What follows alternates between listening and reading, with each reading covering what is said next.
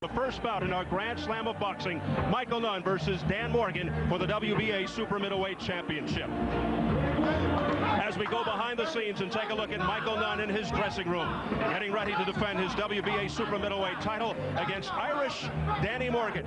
Let's get more on this fight from Jim Hill.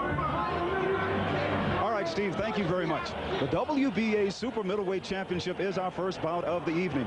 Michael Nunn, a two-time champion, is hoping to reclaim the stature he lost when he was knocked out by James Toney.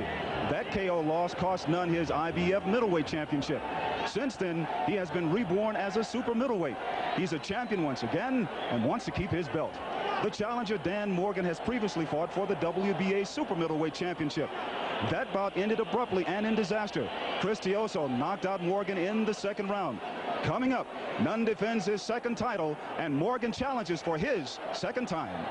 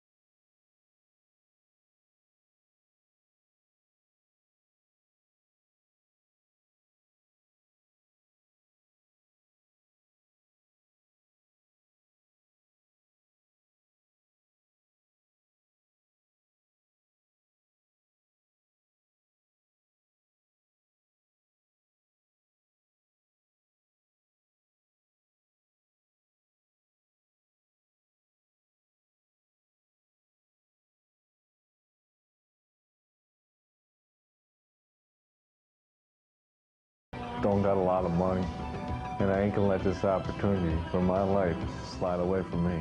There's nothing Morgan can do that I've never seen before. But there's things that Michael Nunn can do that he's never seen before. And I'll exploit that on the 20th of February here in Mexico City.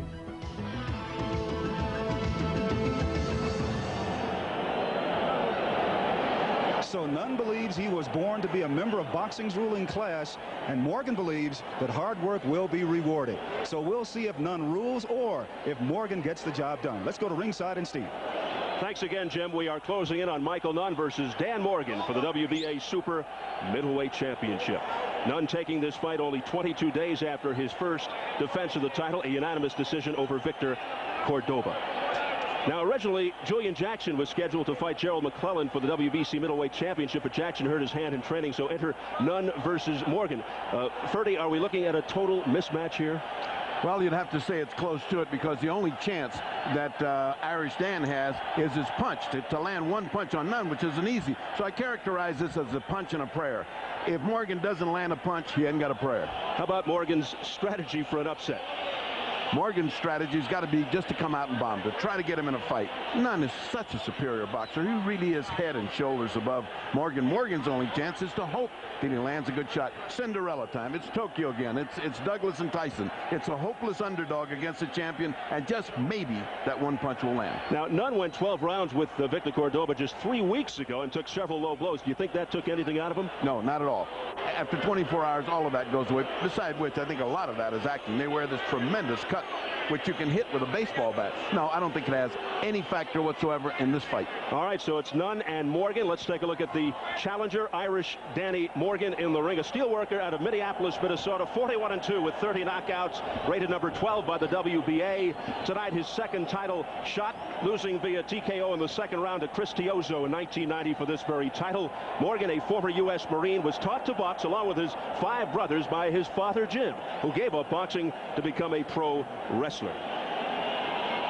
And now here is the champion, Michael Nunn, making his second defense of the title in just over 3 weeks. The Davenport, Iowa product, now living in Agora Hills, California, is 39-1 with 25 knockouts. That lone blemish, the disheartening defeat to James Toney back in '91 in Nunn's hometown, when Nunn was ahead on all cards, got careless in the 11th, and he was decked, losing the IBF middleweight crown. Often criticized for his non-aggressive running style, Nunn, perhaps tired of all the booing, has been more aggressive of late. Let's check the tail of the tape. The 29-year-old Nunn is 2 years younger than Morgan. Nunn with a 2-inch height advantage, the weight even at 168, and a 1.5-inch reach advantage for Nunn. To the rules, according to the WBA, 10-point must system in effect. 3 judges scoring the fight, no standing 8 count. The 3 knockdown rule is in effect. It almost had to be enforced in Nunn's last fight when he knocked down Cordoba twice in the second. Only the referee can stop the fight. A fighter cannot be saved by the bell except in the last round. So here at gigantic Azteca Stadium in Mexico City, the huge crowd getting set for the WBA Super Middleweight Championship. Let's get the official introductions from our ring announcer, Jimmy Lennon Jr. Ladies and gentlemen, damas y caballeros, bienvenidos aficionados al box al Estadio Azteca en la Ciudad de México. Hoy tenemos una gran noche de boxeo que viene a ustedes por Don King Productions, King Vision, SET Pay-Per-View y Estadio Azteca. Presentamos Poker de Aces. Well, fans, we welcome you to Mexico City as we present a big night of action, an unprecedented 4 World Championship bouts, the Grand Slam of Boxing, brought to you by Don King Productions, King Vision, SET Pay-Per-View, in association with Estadio Azteca. Bien, amigos, esta es la primera atracción especial de la noche, de 12 rounds por el título peso supermedio de la Asociación Mundial de Boxeo. This bout is sanctioned by the World Boxing Association, the Presidente Gilberto Mendoza, Supervisor Manuel Landero, presentando a los jueces. Introducing the judges at ringside, Hector Hernandez, Rogelio Perez, Alejandro Rochin. And now presenting the referee in charge of this bout, Enzo Montero. All right, fans, here we go. 12 rounds of boxing, the WBA Super Middleweight Championship of the World. Presentando al retador en la esquina azul, Introducing the challenger in the blue corner, wearing green trunks with white trim, un peleador de Minneapolis, Minnesota, en los Estados Unidos. Pesando 76.1 kilos, he weighed in 168 pounds, con un récord de 41 victorias, 2 derrotas y 30 victorias por knockout, with a record 41 wins, 2 losses, 30 Minnesota en los Estados Unidos.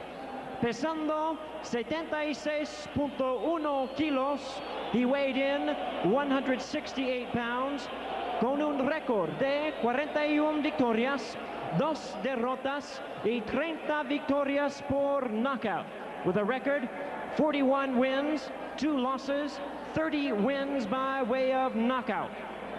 Please welcome the challenger, ranked number 12 by the WBA, presentando al retador número 12 en el mundo, Irish, Danny Morgan.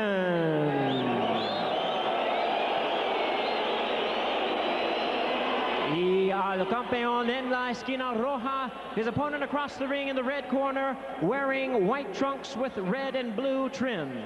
Representando Davenport, Iowa, en los Estados Unidos, con un peso de 76.1 kilos, his weight the same at 168 pounds. Tiene récord de 39 victorias y solamente una derrota, con 25 victorias por knockout. His outstanding record includes 39 wins, only 1 loss, with 25 wins by way of knockout. Welcome, the former IBF middleweight champion, tonight defending his WBA super middleweight title. Demos la bienvenida al campeón Michael, second to none. El referee Enzo Montero. So we are getting set for the WBA Super Middleweight Championship here at Azteca Stadium. Steeped in tradition, 2 World Cup finals were played here. The 1968 Summer Olympics, as Jim Hill pointed out. More recently, about 3 months ago, in the first rock concert here at Azteca, Elton John sold out the stadium, 130,000 strong. The biggest crowd for sports, 114,000, 1986 World Cup Finals. Argentina, led by Maradona, defeated Germany. This will be the new record tonight. Danny Morgan and Michael Nunn. Nunn, the southpaw, not the biggest puncher, but he's accurate. Elusive, slick, mobile, and crafty. Danny Morgan, from the old school, orthodox style, told us he's from the Stanley Ketchel school of boxing. Likes to use the right hand more. Pretty good left hook. Had some interesting things to say. He says he's not the greatest puncher. He says he's not the fastest guy in the world. He's not really very slick, but he'll try his best.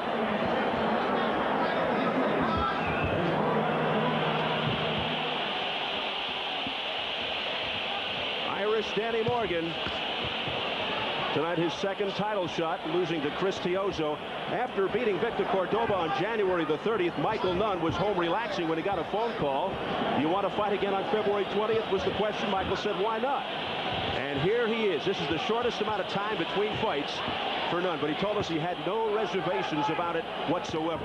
And the good thing is, they've always said he can't draw a crowd. He's drawn 130,000 people here. He's put that to bed for the rest of his life. Yeah, he can tell his grandchildren that they all came to see him, not Chavez. Said he doesn't know much about Danny Morgan, but said he intends to jump on him, test his chin, and throw combinations. Meanwhile, Morgan, the steelworker from Minneapolis, he said, I guess he'll have to catch me first. He's not going to go chasing after Michael Nunn. We'll see what happens. Well, right now, he doesn't have to chase. He's right there, and he's getting killed by him. I mean, you know, Michael is just taking his time. Nunn will pick you apart if you let him. I mean, you just stand right in front of him, pick you apart. He is right in front, where he doesn't need to be. Not too much head movement on the part of Nunn, which is how you got caught with Cordova. 2 low blows, as if to pick up where Cordova left off. Morgan continues to get tagged on the head by Michael Nunn. You can say that Morgan is from a boxing family. His dad, Jim, who's in the corner, 6 of his uncles and 5 brothers boxed as amateurs and pros. I understand he even has some sisters who can defend themselves pretty well. Jim, also a professional wrestler, the father, but taught all of his sons how to box.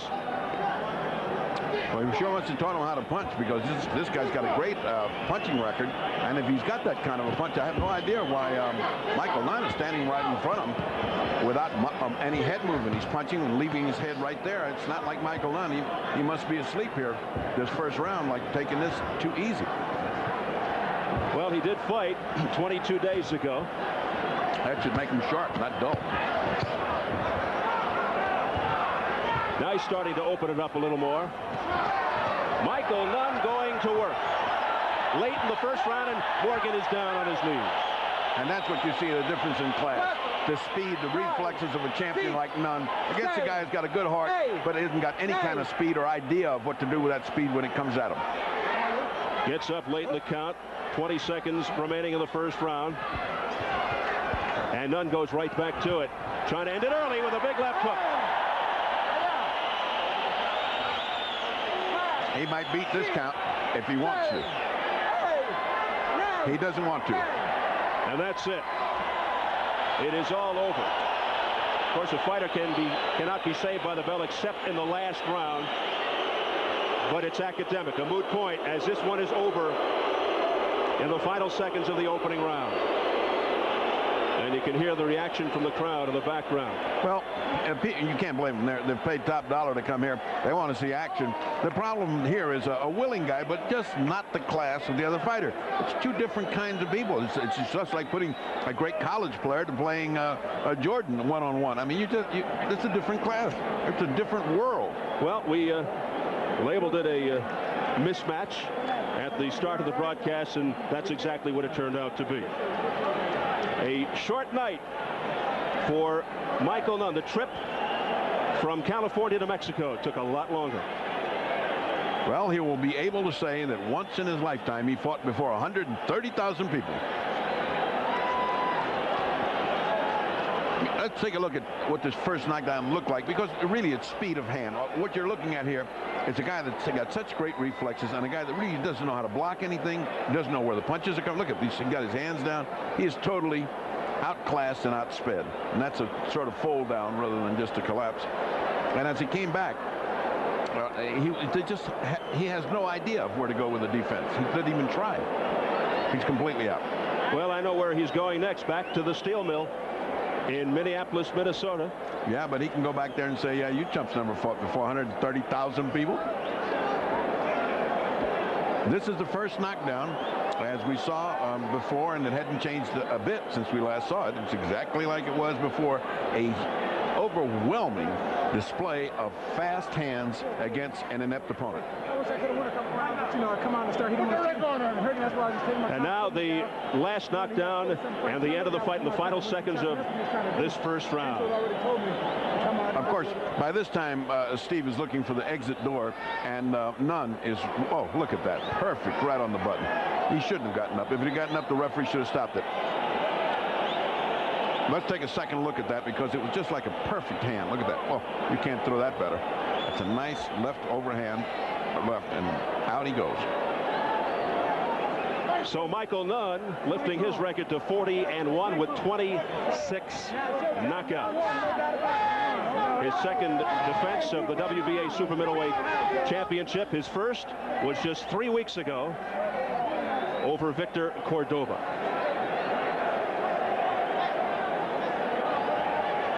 Let's get the official announcement right now from our ring announcer, Jimmy Lennon Jr. Damas y caballeros, ladies and gentlemen, tenemos el tiempo 2 minutos 59 segundos en el primer round, 2 minutes 59 seconds in round number 1. El ganador por knockout, the winner by way of knockout, el campeón Michael, second to none.